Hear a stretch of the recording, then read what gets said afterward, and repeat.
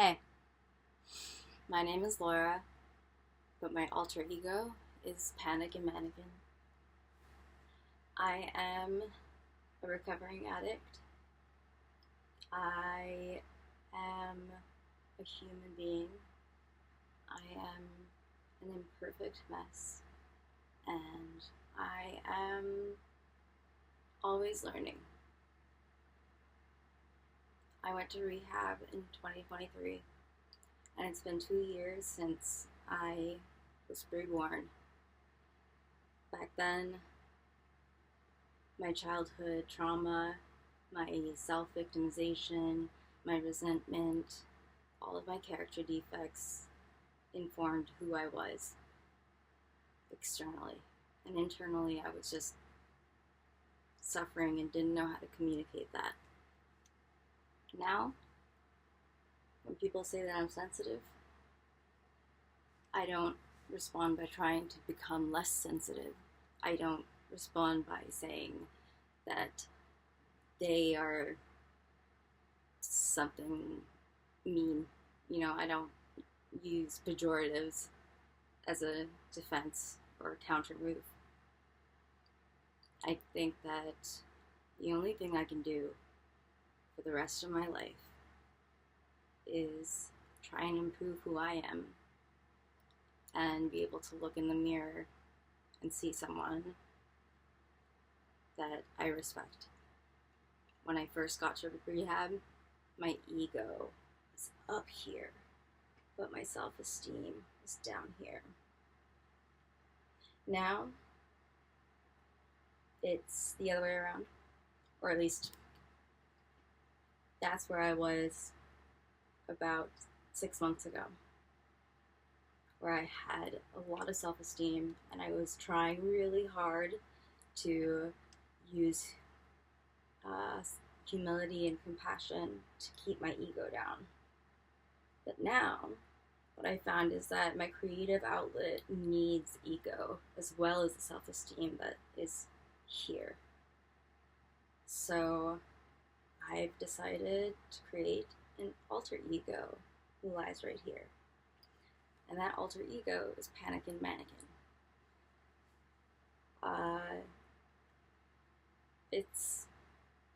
There's a lot of history and a lot of unpacking in the name itself. Sorry, I'm just charging my computer. Okay, I'm gonna edit this anyway, so let's figure out if I can keep going. Please. I'd like to keep going. Why isn't this working like I thought it would? Baby, tell me if it's working. Tell me why not. Tell me why. Power source is a battery.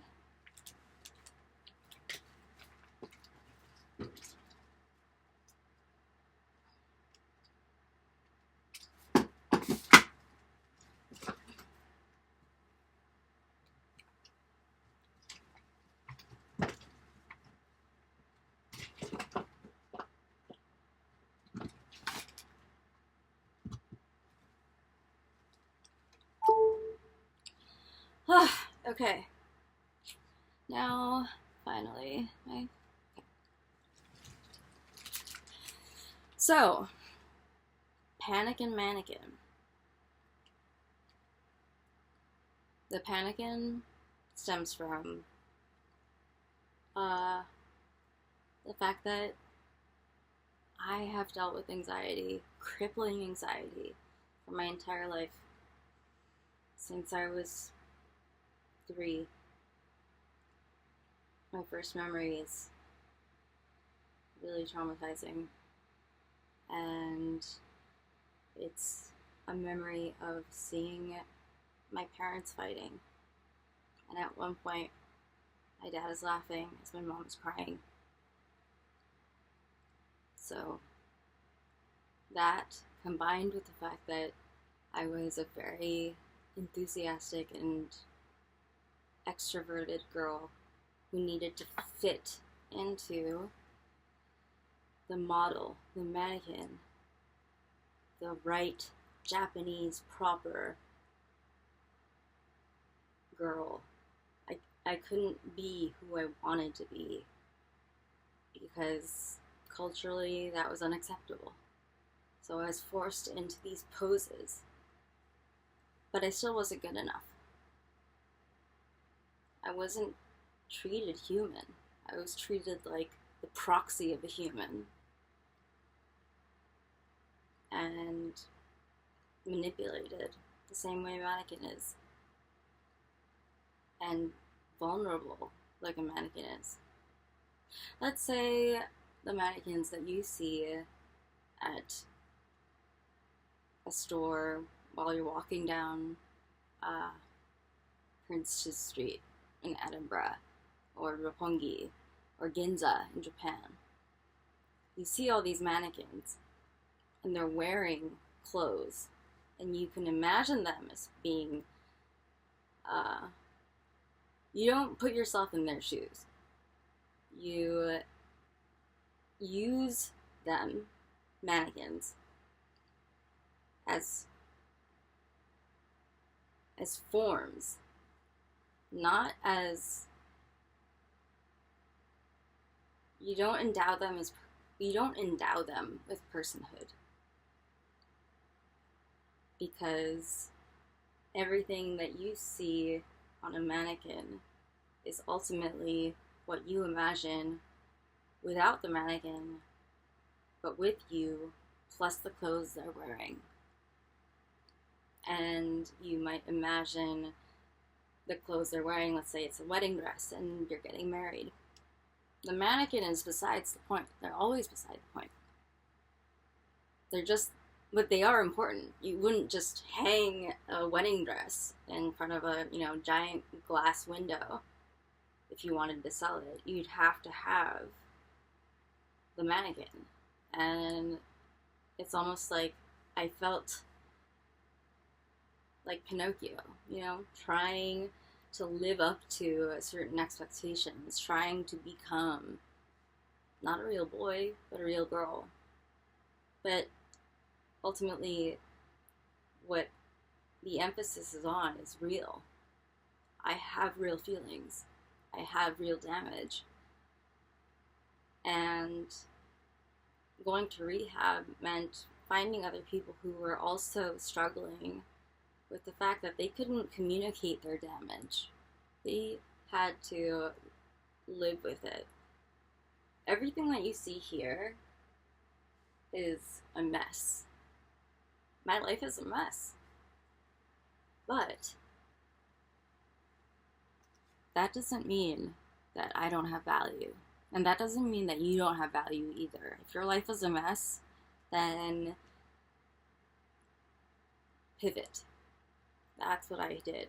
That's what I learned to do in rehab, is to turn everything that you perceive as a disaster into an opportunity. I find inspiration everywhere. I am an inherently curious person.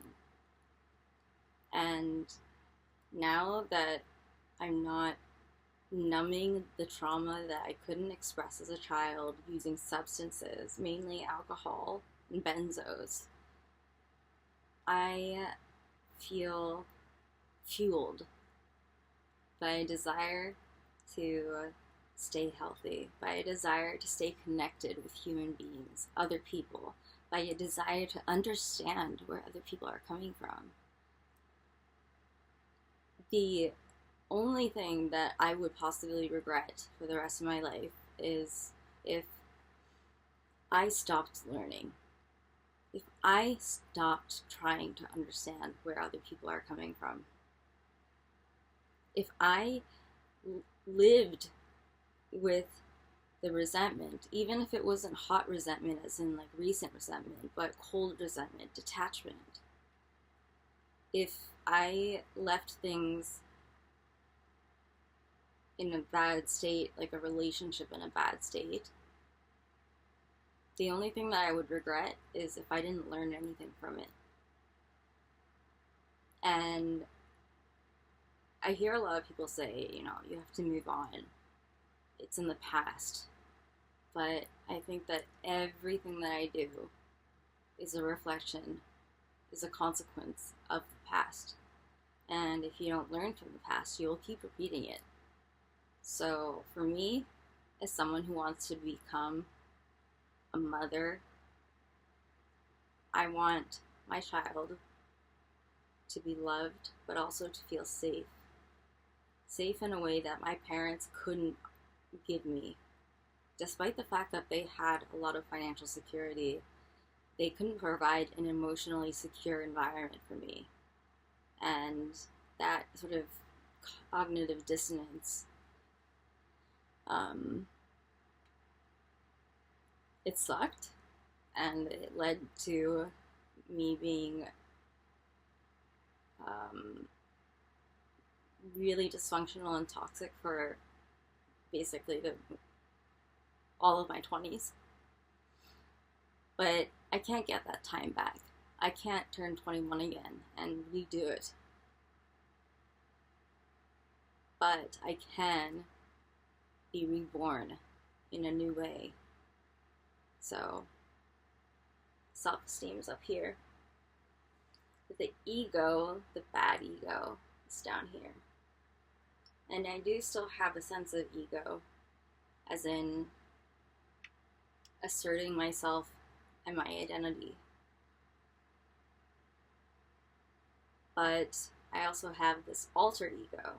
The alter for me is someone who can really get creative and really dig into the subconscious of why I was always panicking, why I was always feeling like a mannequin. And the fact that it rhymes is a reflection of me getting back to the roots of my creativity when it comes to songwriting. I'm always spittin' or written. That's something that I've said for the past 10 years. But I let my creative side fade away when I was drinking, when I was taking Xanax all the time. Not just because I was having a panic attack, but because I was anticipating one. The anticipation of anxiety became a constant state in my life. I drank because I knew that if I were sober and if I tried and if I failed as a result, there would be no one to blame.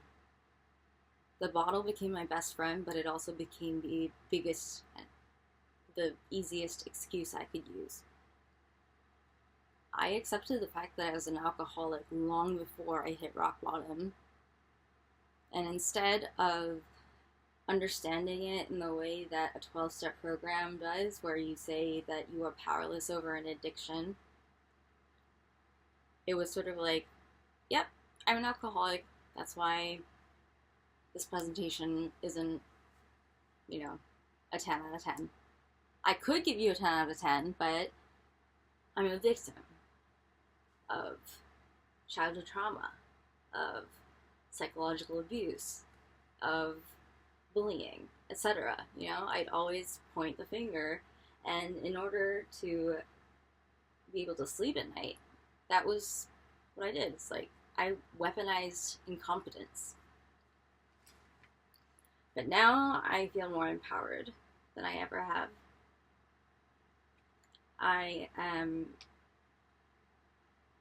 calmly removing the bad actors in my life, and I am finding patience and compassion for the people who I want back in my life, but only on their terms, and also respecting mutual boundaries. This is something I've been able to accomplish with my mother, who I resented a lot because I loved her so much, but I didn't feel like I could be who I truly was. And I always felt like I was just shy of being the daughter that she wanted. If I only lost, if only I could lose 5 pounds, if only I could, you know, get this grade in this class, if only I could speak better Japanese. It's like I was constantly reaching for something that was a projection of her desires. I'm not going to live up to anyone's expectations anymore. I will set my own expectations and I will change them as needed. It's actually funny because one time I was having an argument with my dad. I really wanted to go to my youngest brother's graduation. I said I would do anything. But then I thought about it and I realized that, it is going to cost money and it's going to be crazy because I'll be super jet lagged and going to Virginia and having no previous experience with the geography there. It's like I knew that I was going to set myself up for a very stressful time. And then the more I thought about it, I knew that my dad was going to feel subconsciously some negative emotion and project passive aggressiveness onto me because he didn't come to my graduation. And I pointed that out. I said that my graduation is not a happy memory because my dad decided not to come. It was a result of a very messy divorce that he snubbed me. And I told him that I forgave him, but he basically said that he didn't need my forgiveness because it was my fault that he didn't have the opportunity, that I deprived him of the opportunity to see me graduate. And that kind of gaslighting bullshit, I had proof that he snubbed me. And the minute I sent it to him, he said thank you, but then he blamed my mom and he said, I will never forgive your mother for including you in the divorce. Like, the kids should never have been part of the divorce. And she coerced you. And I said, you know what? No. Like, you are making a lot of assumptions and you are treating them like facts. People who do that and people who can't get out of that cycle of making assumptions and then believing them and then talking about them as if they are true to other people. I mean, when faced with the evidence and the facts, my dad did not apologize. He didn't say, I'm sorry for acting childish and not going to your graduation, and saying that, I had to conserve what little money I had left and imply that it was your fault that I couldn't come to your graduation. He didn't express any form of remorse. And that's when I realized, okay, I think that this is the kind of person who is biologically incapable of change in that way. Like, people who are, there are some people who just were flooded with serotonin in the womb, I think. That's, like, neurologically speaking, so that when they are born, from the minute they're born, they just have a brain that is incapable of empathy. It can mimic empathy, and it can even convince itself that it is empathizing. But the reality is that for my dad, when the proof doesn't matter, the truth doesn't matter. The truth is what he says. And That's why my family treats him and calls him a walking ATM. They'll deny it. And in fact, this video is probably going to make some people upset. But the reality is that someone in my family, I really wish that I could just take the credit for this, because then it would be a lot less messy, but it wasn't me. I was the last person just to accept that he was a walking ATM. But someone in my family said, look, you have to cut your emotional ties to him, because if you don't, he's going to drag you down and keep on dragging you down. So push the right buttons. That's the pin. And get what you want, get what you need, and become independent so you don't have to rely on this walking ATM anymore. And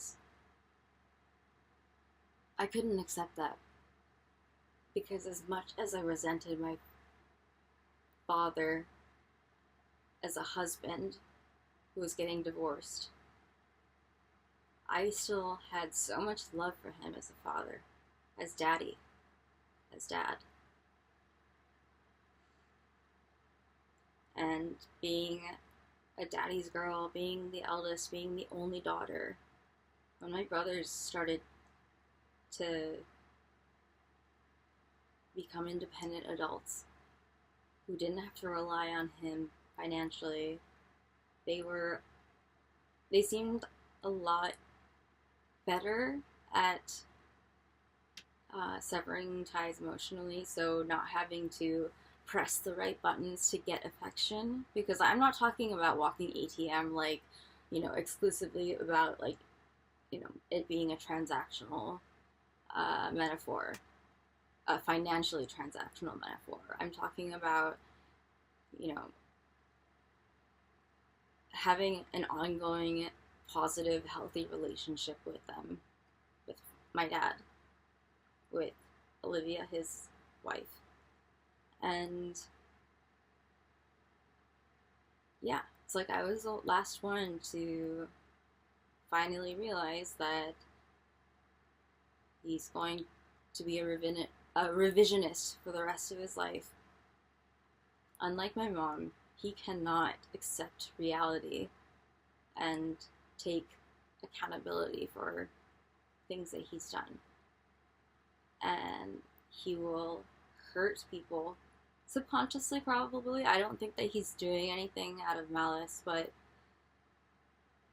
it's just like, this is a matter of fact that the husband that married the wife that is my mom, the parents who gave birth to me, Andrew, Robert, and Johnny, the dad who exposed me to music, and the mom who ensured that I started playing music when I was young, when your brain is like a sponge,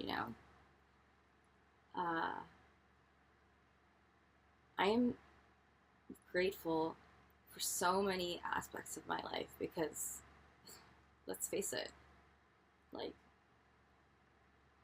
there are so many people who are going through a lot more shit than I am. But comparisons are destructive. And I can't dismiss or minimize my pain just because somebody else is in pain. And their pain is a lot more obvious. Their pain is due to poverty. Their pain is due to being stuck in a war zone. I also can't dismiss or minimize the pain of somebody who is in the 1%, because they have a financial safety net that will basically guarantee 3 generations of wealth, or at least, that is something like, I will have a safety net, but it's not the same as the safety net of somebody in the 1% who's like a billionaire. But I'm not going to use those comparisons because it's kind of pointless. And I won't use comparisons for me versus somebody who's a Palestinian child who doesn't have access to drinking like potable water. I can only make comparisons to who I was before and who I am now. And what that means when I pay it forward. That's, I guess, probably the last thing I want to say in this sort of intro to Panickin Mannequin, who is my alter ego, is that this mannequin wants to reach out with these arms, with this hand, with the songs that I will write, with the rap, with the everything, the output of Panickin Mannequin. And it's ultimately going to be a means of connection for me, to try and seek out other individuals who can resonate rather than ricochet when it comes to the feelings that I have and the opinions that I have. But if you disagree with anything that I say, or if you want to qualify or condition anything that I say, I encourage that too. I love conversational friction. A lot of people, I think, consider a conversational friction as like a form of argument and therefore negative. But friction is not a bad thing. And talking to people who you disagree with is an opportunity to reinforce your own beliefs and to expand them, but then to also be able to see things from a different point of view.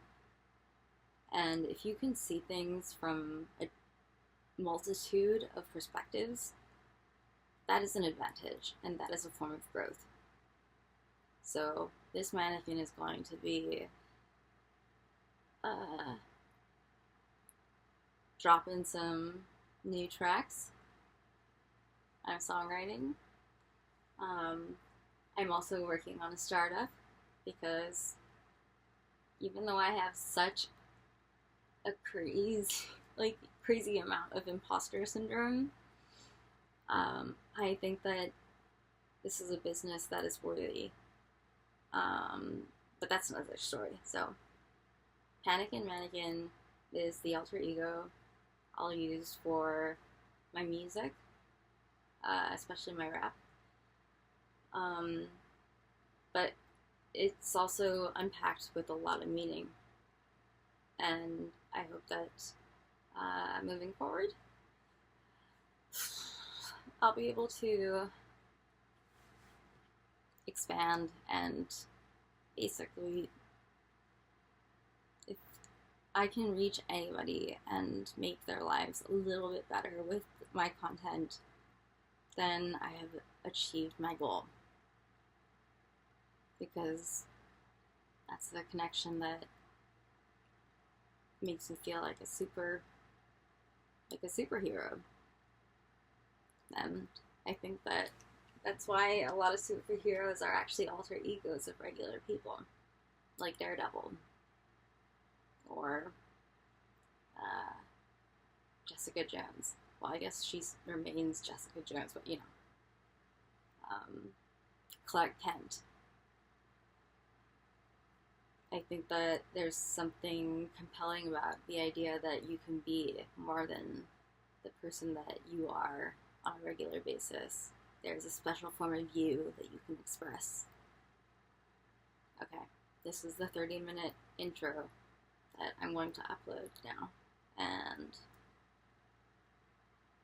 thank you for watching. Stay tuned for more. Subscribe if you want. Thank you.